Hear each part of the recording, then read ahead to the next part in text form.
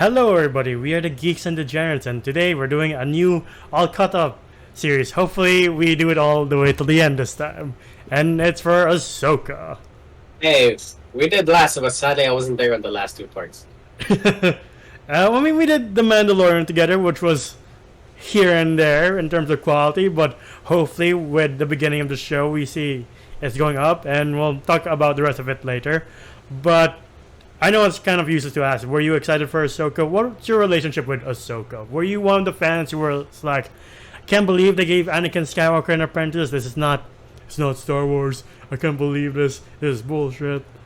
Like, it's one of the toxic sour things where people used to hate on Ahsoka at the beginning. But I know you grew up with Clone Wars, so what was your experience with that?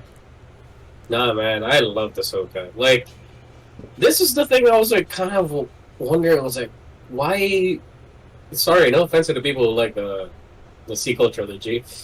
And for sure, later down the road, I think the sequel trilogy might have the same treatment as the prequel trilogy, where we hated it at first, and then years down the line, we were like, "Oh, thank God you're back." Yeah. But other than that, I was like, why couldn't they just make a movie About for Ahsoka, right? Because imagine, yes, imagine the story that they can work with. The girl who was the apprentice of the person who wiped out their religion, And and the then main now she kind character. right, and then now she kind of just has to deal with it. Yeah. And I'm like, and pick up the pieces of like what the Empire has done. And I'm like, yes, which is what they're doing now with Rebels and this. Yeah. So I was super excited for Ahsoka, the TV show, but I wasn't able to watch Rebels. Sorry, I know I promised you that. That's fine. Yeah, I never was one of the fans who disliked Ahsoka. Like, I never knew people had a strong dislike for her at the beginning until like I saw interviews with the original voice actors, Ashley Eckstein. I was like, oh, I didn't know people hated her. Why? And then I never knew why she never had a standalone anything until this year. I was like, she's a pretty popular character. I don't get why she doesn't have her own series until this year, animated or live action. I feel like it got staple like oh, people want a TV show of her Yeah. after the 7th season of Clone Wars, where she took on the clone army, which was her friends and like brethren, Yeah. which made her more compelling character. And then she like ditched the whole Jedi Order, and then Yeah. Anakin comes back as Darth Vader, and like he finds one of the lightsabers. So I'm like, I think that's where we're like, we need a show with Ahsoka. We want to know what happens here. Rebels doesn't count. I mean, I think Rebels also helped build back her popularity because it was a new generation of fans who were like, oh, cool, animated Star Wars. My parents like Star Wars. I might as well watch the show. And they are like, who's Ahsoka? And then they go back to watch Clone Wars, and they have a better complete picture now with like the finale of Clone Wars and Rebels. And like Yeah. with Mando season 2, I remember everybody's hype with Rosario Dawson as Ahsoka because she is the perfect casting choice for Ahsoka. Like the minute I saw her, I was like, God, That's damn. Ahsoka. Yeah, Yeah, like that's her in real life. Sure, she's not the very like teeny tiny skinny uh, teenager that we saw in Clone Wars. yeah, She is much more experienced here now. Her personality here is a little bit darker now Yeah. compared to what we saw in Mando season 2 yeah. and Clone Wars. Yeah, and like, just since we're already getting into the show, like the way they present the show as a very great homage to Akira Kurosawa's samurai films, like the way Ahsoka carries herself, like she's one of the main protagonists of a Kurosawa film, like the way she walks, the way she duels lightsabers, and even the way the lightsabers aren't so flashy anymore. You're like, this is a very big homage to like the classic samurai films of the past. Mm. And like, I do love her getup as well. Yeah. I get it again. It's very Kurosawa, just the robe, very nomad-esque Yeah. as she just walks through. whatever she has to go through. I'm like, all right, Yeah, I like that. like when she's getting the map and she has to battle the HK droids. You're like, this is very stoic and like it takes its time. It's not fast paced like the other lightsaber battles or like sword duels of Star Wars. Yeah, that was like kudos to I think the channel was named Asian Cinema, Hmm. where he did talk about like in Kurosawa films, there's these moments of just pause Yeah. and like it just drags out to a point once like the silence breaks. You Yeah. see like Ahsoka just standing there against these droids who have like these spears.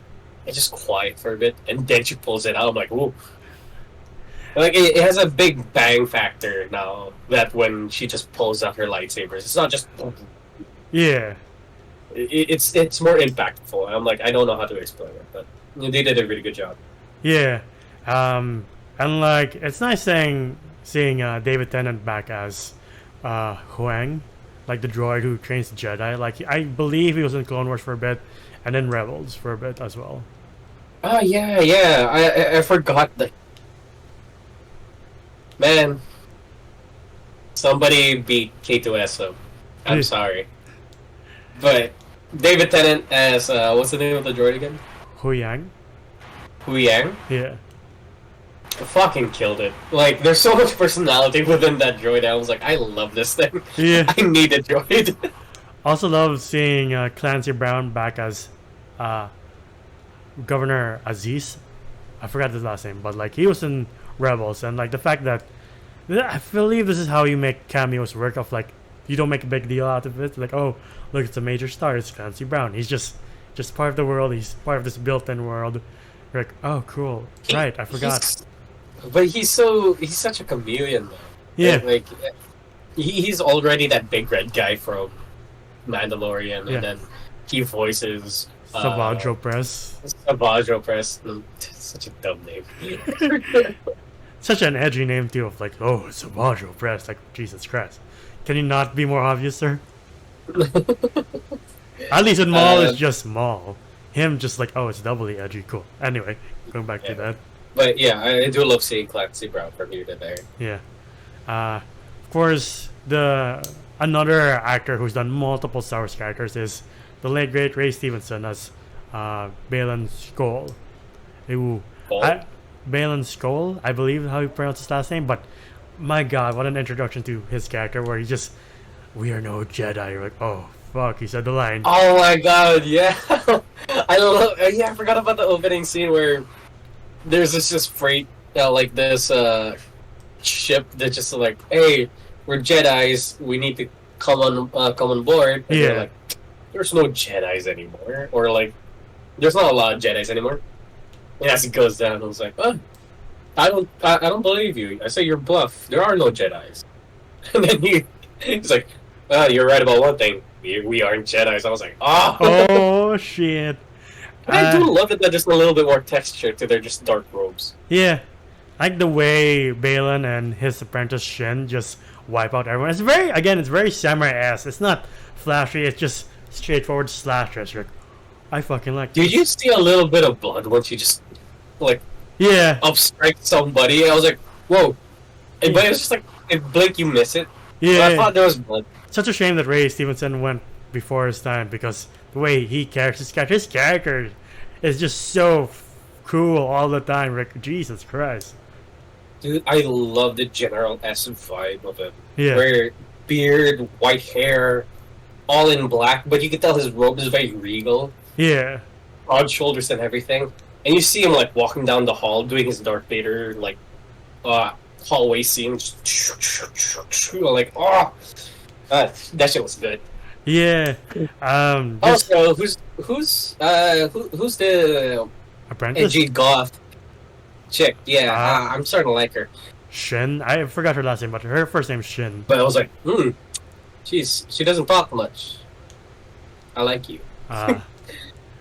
But so speaking of apprentices, I love the introduction of Sabine. It's like, fuck, she's never changed, and I hope they never change Sabine, because the introduction is just so Sabine. I mean, if you've seen Rebels, you're like, yep, that's definitely Sabine. And for you, this is your introduction to Sabine, so thumbs up. I say thumbs up, like, from what you're saying, because I do like the character. Yeah. But there are moments where I like the character, but they're like the complete 180 from the character that they were originally supposed to be. Yeah. But from what you're saying, this is Sabine. Yeah. Rebels. Yeah. I believe the actress's name is Natasha Liu Bordizzo. I'm so sorry if I'm butchering your last name, but again, she is what Sabine is in the animated series. So you're like, yeah, all these characters are brought to life from Ahsoka to Sabine to her. You're like, yeah, it's a complete from animated movie to like live action. You're like, all right, no complaints here on character wise. Can I say something as well? Cheap grade. Yeah, Natasha Sabine. You're like, god damn. But you see that, well, since you're not familiar with Rebels, like she's picking up after the events of the finale of Rebels, where Ezra left, they don't know where he is, and that's why also Balin and Lisbeth are looking for Tron, because they both disappeared at the end of Rebels. They're not sure where they are, and there are hints that they're in another galaxy, because you see the projection, and you're like, oh, it's a first for Star Wars to be like, yep, aside from this galaxy a long time ago, there's another galaxy that we're going to. Like, huh, that's a first. Because so this is a completely different galaxy to what original Star Wars was. Damn, that's how far Ahsoka went. Yeah. Yes. I don't know if you noticed in Rebels, but they also... That's fine. They also played with time travel in a way. There's a space in the Force where you can visit events of the future, past, and present. Like, you enter the Force and you hear, like, Ezra entered that space and he heard, like, Kylo Ren and Rey. At the same time, he heard, like, Count Dooku and Obi-Wan Kenobi. You're like, I like it when Star Wars plays around with its sci-fi elements, aside from its samurai and Western, origins. Like, there's a lot of reference. Like, the droids at the beginning are HK droids from the Old Republic. You're like, oh, shit. Oh, I remember seeing Chop, and, like, you say that, like, oh, you want a good droid? Chop is a damn good droid. He is. Like, something that goes over, like a step beyond R2-D2 is Chop. Yeah. And I get it. Yeah. I get it now. Like, this fucker has attitude. Right? And you could hear the beeps and boops somewhat sound like words. Yeah. Like, I remember, like, he was trying to, like, find, like, a gadget in his, like, little space. Yeah. And he was, like, throwing at it at the big blaster thing. It's like, he's like, fuck off. You're like, oh, I love Chop. And, like, I think I heard it say, like, did you touch my stuff? I was like, huh. It's talking. Right? Like, I'm not used to astromech droids talking. Neither am I, but I kind of like it. Yeah. I also do like the theme of, like, obviously the Empire isn't going down quietly. That's why there's still resistance of, like, the Empire's still alive and will still control the galaxy. That's why they're trying to bring back Tron, because if they bring him back, they're still... they have a leader once again in Tron, and he's the Alexander of the Empire. Now, from what I've heard and from the books that like you said that you've read, or like Thrawn is a fucker that you don't like want to mess with. Like he will ignite the Empire again if he had the chance. Yeah. So I wonder who's gonna be playing. It's the brother of Mads Mikkelsen, Lars Mikkelsen. And he's one of the voices of the original animated series. So like, that's fucking cool. So anime to live action, I think he's the perfect Ron in both mediums. Gotcha. Yeah. And I don't know. Every time they like, what was the name again? Hera. Hera, yeah. Yeah, she had this. Oh, I love that meeting scene. Yeah. Where she was talking to the higher ups, especially Mon Mothma, and just this one guy who's just like completely doesn't know what the battlefield is like, and she was like, "Have you been to war? Have you been in the front lines?" And he's like, "No," and pretty much just puts him in his place. But of course, at the end of the session, they're just like, Ezra's gone, Thrawn's gone with him as well, so nothing to worry about. He ain't coming back. The Dark Lord isn't real. Yeah. kind of. So I was like, all right. Um. But clearly, she does see like, no, No. There's he bigger will come back, trouble. and we gotta be prepared. Yeah. Otherwise, blowing up Death Star number 2 will be for nothing, essentially. Pretty much. Yeah. Well, you mentioned that you wish Ahsoka was the main character of the sequel trilogy, and like, you wish that she trained other people like Sabine. Like, how do you find her training Sabine? Do you feel like it's too rushed, or do you feel like this is the right, like, do you feel like Ahsoka's the right teacher for Sabine? This is what I'm talking about when it comes to training scenes. Right? Like, she is not good. Yeah. No. Okay, don't get me wrong. Sabine's a Mandalorian. Yeah. She is really good at combat. Like, from what we've seen, where she takes on those 3 droids. Yeah. And then she does this whole, like, lightsaber training. Man, I didn't watch Rebels. I was like, oh, is Sabine the first Jedi Mandalorian that we're going to see on screen? Because I know there are others, but, like, is this the first one we're going to see? Yeah. No, he's just a regular Mandalorian who doesn't have the Force. Yeah. I mean, as you know of right now, but you're right with Sabine being capable with a saber, because she did fight for the fate of Mandalore in Rebels, and she with a lightsaber, with Ezra's lightsaber, so she knows what she's doing with it. Ah, yeah. And I love the, like, they did bring Ezra's lightsaber back as well. Yeah. That was a little callback to Rebels. I was like, oh, not gonna lie, this show is making me want to watch Rebels because I want to know what's going on. It's doing its job. Though, when she gets stabbed by Shin, I was like, there's no fucking way you're gonna kill Sabine this early. Same here. I was like, she didn't even put on the helmet yet. Right? She doesn't have her iconic look yet. What the fuck is happening? Though, people are like, again, with the whole trend of like, I swear, gut stabs don't mean shit anymore in Star That's Wars. very true. Yeah. That's very true. Though I saw this And TikTok one, they're like, oh, the reason Qui-Gon died is because he got hit dead center. Like, that makes sense. Or Sabine Yeah. just got stabbed in the side. You're like, okay. Can we talk about the fight scenes? Sure. Especially the lightsaber fight scenes. Who the fuck is responsible for these? Because, my god, you need a Nobel Prize. I'm like, fuck. You know when Sabine was fighting Shin, and she's someone who knows how to handle a lightsaber, but she's not a Jedi yet. You're like, huh, that's the way to do it. Yeah. I also do like it that Ahsoka's training her to be a Jedi, I guess, who doesn't use the Force, or might use the Force later on. Yeah. But anyway, going back to the fight scenes, I love the standoffs. Yeah. Fuck. You remember seeing that fully European armored-esque Inquisitor? Yeah. And I was like, who the fuck is that guy? They didn't introduce him. He just came out of nowhere. Yeah. And he has like this robot companion that Ahsoka takes care of like immediately. Yeah. And then she goes up against him. I was like, oh. That's And such he a has like, sick this fucking robe duel. that's flowing in the wind. And I was like, Yeah. this shit's so fucking badass. I mean, it makes sense that they're handling the show with care, because the showrunner is Dave Filoni, and these are his characters. It's essentially, to be honest, this feels like Rebels season 5, if I'm remembering the numbering correctly. But yeah, it feels like another season of Rebels, which is fun because Ahsoka is part of Rebels, and that's why the crew is there. But yeah, the lightsaber duel with her and I think his name is Batroc, or something else. Batgirl? Yeah. The jumping guy? I don't know. I'm not too sure. Maybe in the next episode I'll remember. But yeah, that fucking duel is fucking sick. When they're pushing her towards the edge and she's just holding them back, we're like, oh fuck.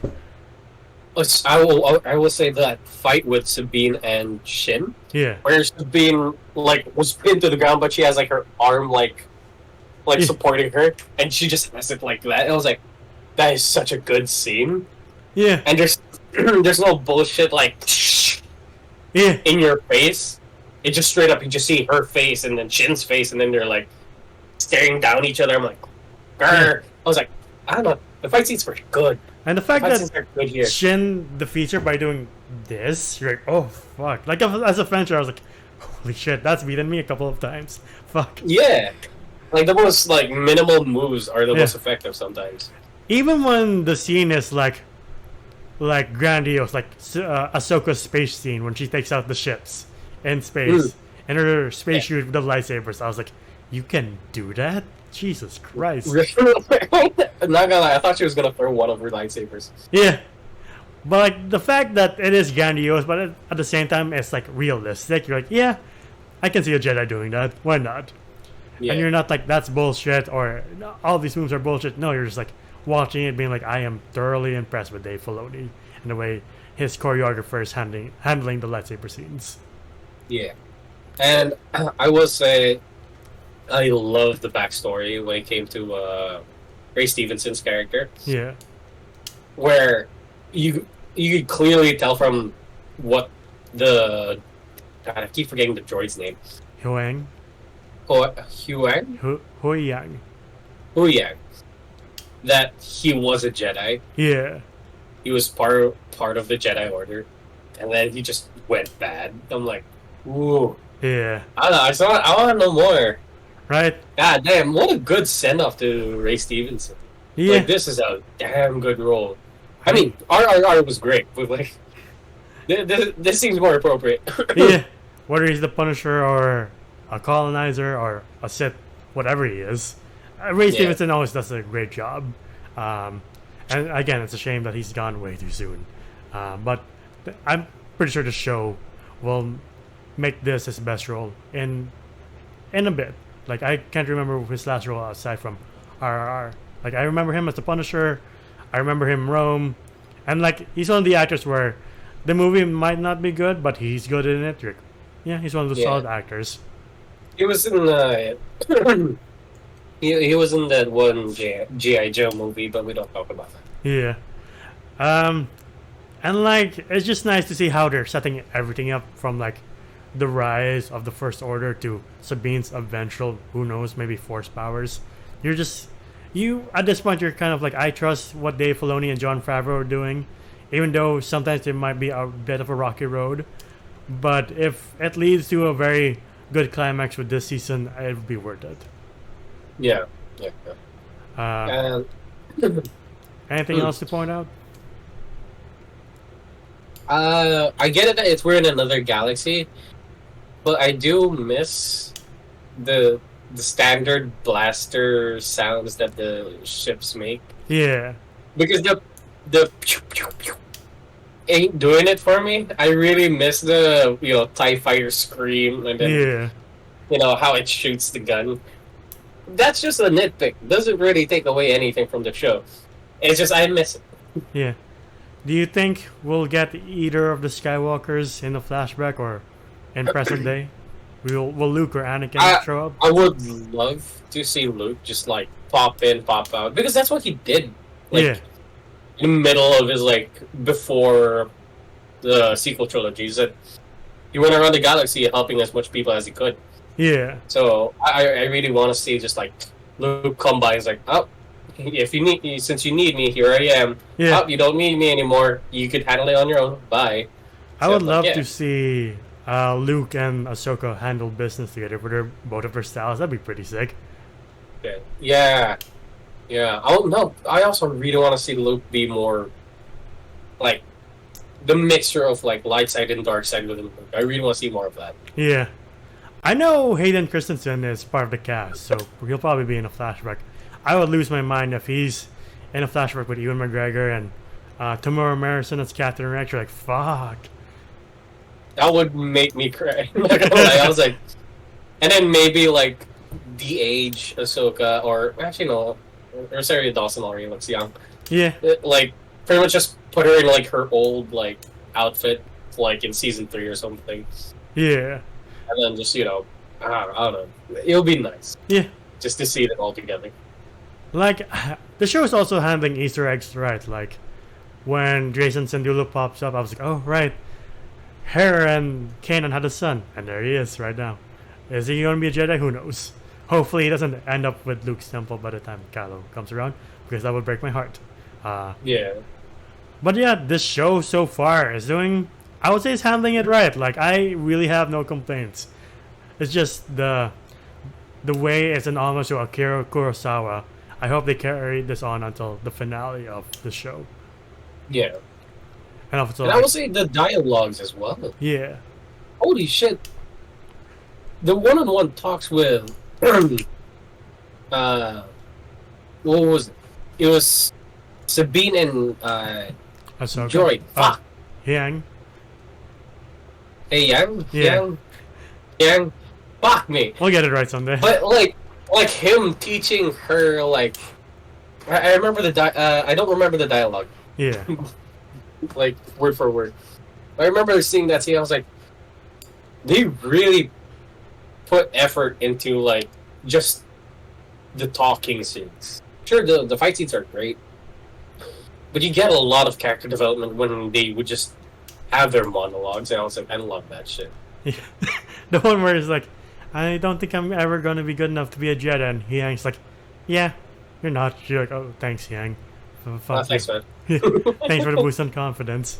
Or like when Sabine's training with the lightsaber, she's like, I think I'm rusty, and he's like, yeah, you are rusty. She's like, thanks, buddy. Can you go away now before I kill you? It's like, oh, okay. Yeah. But yeah, we don't really rate episodes, so until then, any final thoughts on the first 3 episodes of Ahsoka? I love it. I love it, and I love it. So I'm like, I can't wait to see more, and I want to see Ray Stevenson more. Yeah. I just want to see him be the big bad guy. Him just standing there already kind of gives the presence of like, Yeah. I feel like a certain trilogy couldn't perform what this man has done within a span of 3 episodes. Right. So like, yeah. But yeah, I would love to see more. I do like it that it's named Ahsoka, but it's not focused on Ahsoka. Yeah. She is making a team to fight something that's bigger than her. And so like, okay, that's good. She's not just soloing it. Yeah. As cool as it would be for John Wicking through the Empire, I do like to see other characters. Yeah. So they're doing a good job. I don't know if you noticed, but like when the ship was like taking off, the guy sitting in the foreground with his back turned to the camera and is bald and wearing orange. I'm like, Ezra? Right. I was like, is that him? Is this like, are we gonna call back to this episode later on and then be like, oh, I was watching over you guys the entire time? Right. That'd be pretty cool. It is nice seeing live action Ezra after seeing the character development. Well, the character development I saw from the beginning in Rebels to what he is now. Like, finally full circle. That feels pretty cool to see him be a better Jedi than he was at the beginning of Rebels. And yeah, all I can say about the show so far is that it's pretty good. Like, I was so nervous that episode 3 would be like the downturn, because Mando was like, oh, episode 3 is the beginning of like the nothing episodes. Yeah. The filler episodes, but Yeah. so far Ahsoka's been doing fine.